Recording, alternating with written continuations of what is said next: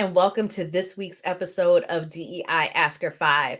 So, this is going to be a little bit different than what I've done before because I want to spend today talking about an article that came out in the St. Louis Business Journal. And you'll see me looking at notes because it's a lot of information, it's a lot of statistics, but it ties in so much to the work that I have been doing around psychological safety. It ties into some of our past conversations with guests around the generations in the workplace and this new era of employees that are coming in and how organizations need to shift and change. And so one of the things that came out of this article was the expectation of Generation Z when it comes to onboarding. Now, if you have come to any of my workshops or sessions around psychological safety, especially the psychological safety blueprint, I share a graphic where I talk about the post-pandemic workplace and what is important. And one of the things that I highlight in that is one of the basic needs in the post-pandemic workplace is an onboarding process. That was not there pre-pandemic, but it is absolutely there when it comes to what is expected by employees of their employers. They want a strong onboarding process. And so when this article came out this week, it tied perfectly into that data and really supported it. And so I'm going to look down, but I want to tell you what some of the expectations are that I think most people don't realize how important this is. And as a matter of fact, before I dive into that, I shared this on LinkedIn with as a post, and I had a couple of people respond. And one of the folks that responded was our friend Farah Harris, who was an episode 1 guest. And she talked about, outside of the interview process, the onboarding process is the next most important piece of the puzzle where people get to know and understand the culture of the organization. And so if you are failing miserably on your onboarding process, it speaks volumes. And so some of this information that I'm going to share with you will let you know that you may need to relook at your onboarding process. So Gen Z, so this is the youngest generation in the workforce for the most part. There are some Gen Alpha, but Gen Z is kind of the newest generation that we're starting to see get into some of these early career and even some first time people leader positions. Women, 62% of women in that generation expect to understand the organization's DEI policies on day one. So, as we're talking about the anti-DEI efforts that are going on and people pulling away some of the DEI work and processes and trainings and all of that, this generation, the women, 62% expect to understand what the organization's processes and policies are around diversity, equity, and inclusion on day one. So I've said it before, even if you have taken away those 3 letters and the work, the programs, the expectation is that the work is still getting done. So I think that that's one of the things that I think is important. Where it's 62% of women that are part of that generation, 42% of men of that generation expect the same, right? Of something around DEI, diversity, equity, and inclusion to be spoken about as part of the organization's culture on day one. Again, 62% of women and 56% of men expect that the organization talks about mental health and well-being on day one. So again, what are you doing in those spaces? What resources do you have available? What type of support is expected? What type of training are managers getting in those spaces? They're expecting to see that as part of that onboarding process.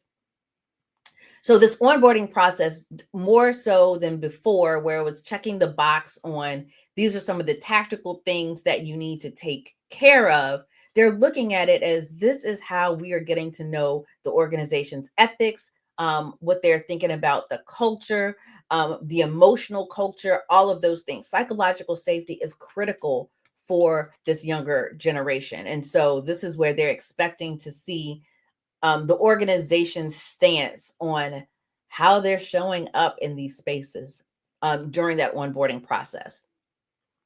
Now, the other thing that I thought was important, that was in this article, and I'll be sure to share the article in the notes of this podcast, was 75% of this generation admit to fast forwarding or skipping boring content when it comes to onboarding processes.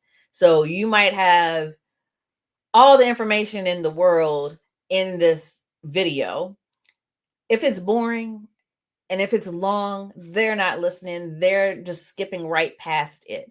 And so, though the expectation is for them to be able to listen and learn, you have to provide content in a way where they will be able to take it in. And so, they're not looking for long decks or long presentations. They don't even want the busy work, right? If they feel like something is just busy work just to get them through the first couple of days, they don't want to do it. It's a waste of their time and energy. And they also want to make sure that there's a clear onboarding plan in place, right? It's if there's not a clear plan, they're just like, okay, what is going on? Or the manager doesn't know what's going on. They tend to make note of that. And so what they are expecting is information that comes in short bursts, short videos, things that are going to catch their attention. Make it interactive, something that they can learn through the process, but they're also learning as they grow.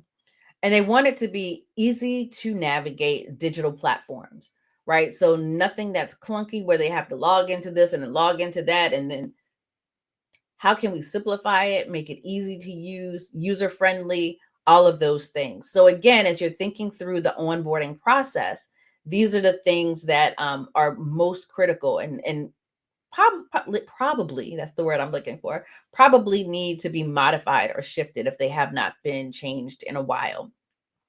And then full transparency is expected, right? They want to know what is happening, when is it happening. And this is not any different than their expectations of once they are in the job. You've heard me talk about the need for transparency when it comes to this generation. And actually, any organization needs transparency when we're talking about psychological safety, a culture of care, right? The importance of people knowing or feeling that they have all of the information that they need to know in order to make decisions or just be, a part of what's happening. The other thing that I thought was important in this article was 51%, only 51%, so a little over half of people felt comfortable asking cultural questions, right? So they didn't feel as if they had to hold back. But you have 49%, almost half, that feel like they are not comfortable enough to ask questions. And so, again, that speaks to psychological safety. That speaks to them valuing psychological safety and the ability to be able to speak up and ask questions and challenge, right, in ways where they're not going to be harmed or there's no retribution or anything like that. So, again, as we're talking about creating an onboarding process, right, is a basic need. Inclusion is a basic need as well too, and we can definitely get into that at another time. But as we're looking at this onboarding process, are we creating them in a way where we're truly setting up employees for success, especially these younger generations? Are they getting what they need? And again, they're not going to necessarily need the same things that others needed in previous generations or different parts of the organization. They have specific needs and wants and desires. And so, where can you meet them in the middle, or where can you at least provide them the tools and resources that they will need so that they do feel as if they are being set up for success?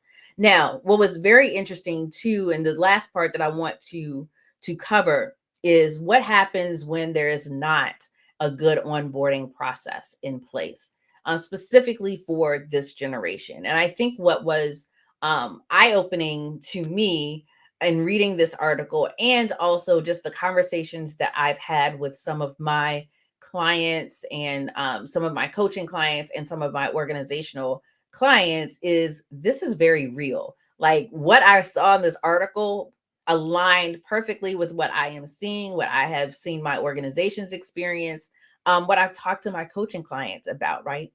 Most of them are middle managers, first time people leaders.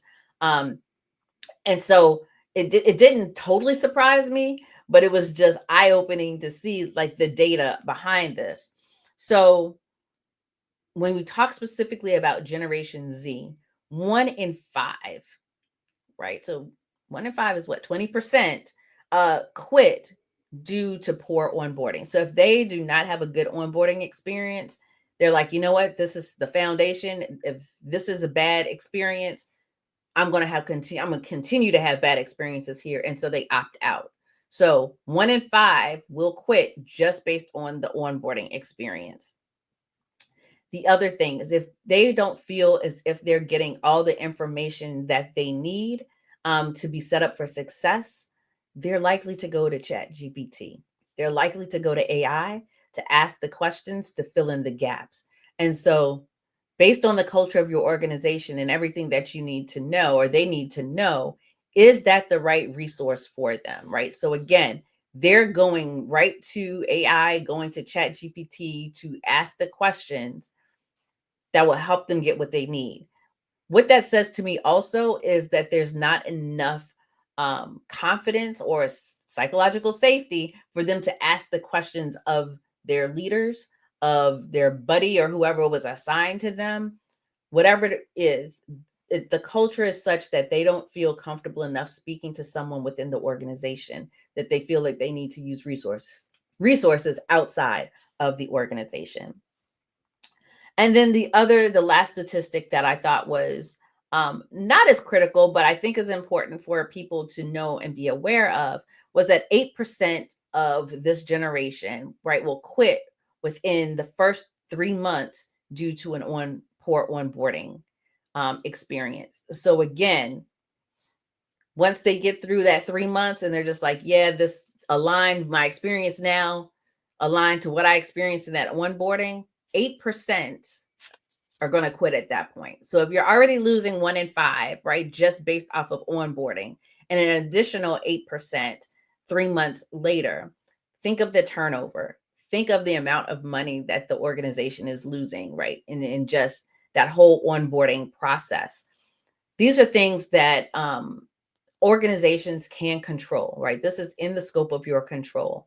And what are you doing to ensure that employees earlier in their career, those that are part of this generation, have what they need? Are you talking to them about what they need so that when you are modifying your onboarding experience, it meets those needs? Or are you looking at it, this is what's worked for us all these years, we're just going to continue to do this and continue with the status quo? And again, if we're talking about creating psychological safety and creating environments where everyone can thrive, are you setting yourself up for failure? So I wanted to make sure that you all got this information. I thought it was a great article that came out. It tied directly to the work and conversations that I've been having with clients and doing my trainings and all of the sessions that I've done around psychological safety. And a lot of it is tied to that work from the Maslow Research Center, right, which is now Strategy Inc., and that post-pandemic workplace, the expectations of employees, and onboarding being a basic need. So wanted to make sure that I shared that. If you have any questions about kind of this work and how to tie it all together, creating psychologically safe workplaces that include a great onboarding experience, please feel free to reach out. This is what we are here for. You can find us on LinkedIn. You can find us across social media. You can go to our website and send us a note there. We are here to help. Hopefully you were able to walk away with a couple of new nuggets today, or at least some information that you did not have. And until next time, have a good one.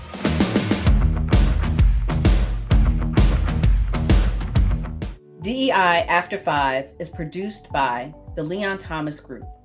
For more information, go to theleonthomasgroup.com.